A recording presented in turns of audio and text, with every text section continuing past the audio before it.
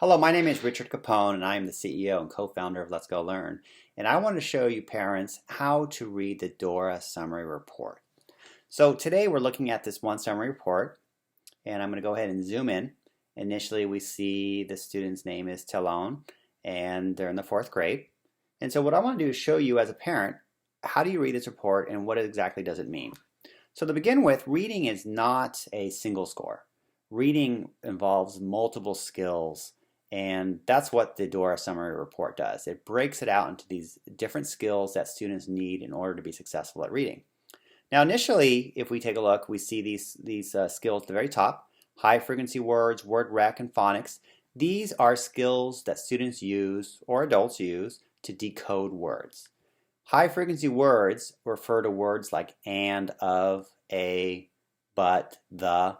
These are words that are so frequent we actually don't want students to try to sound them out. We want them just to immediately recognize them when they see them.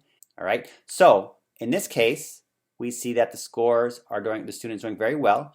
He has a maximum score, which actually turns out to be a high 3rd grade, because we don't really teach high frequency words beyond 3rd grade.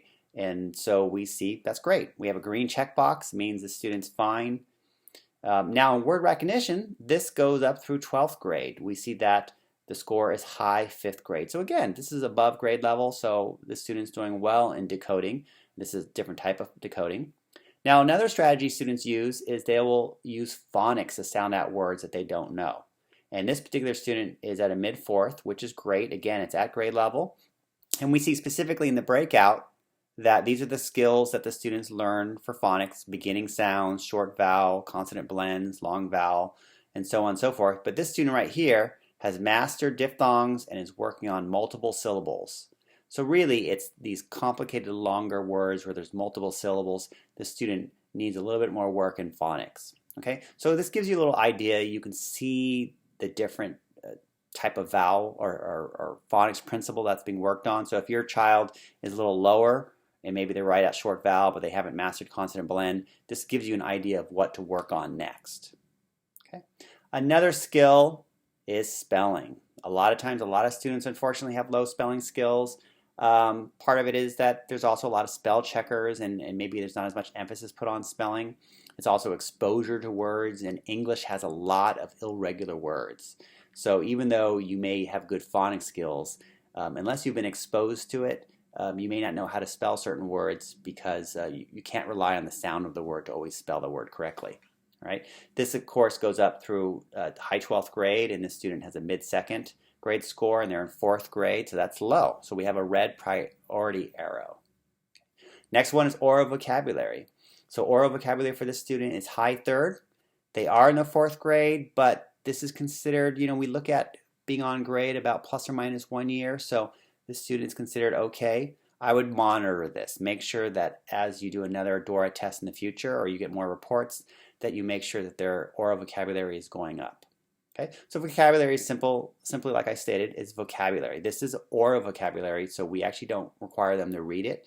We actually say a word and they have to select a picture that best represents that word.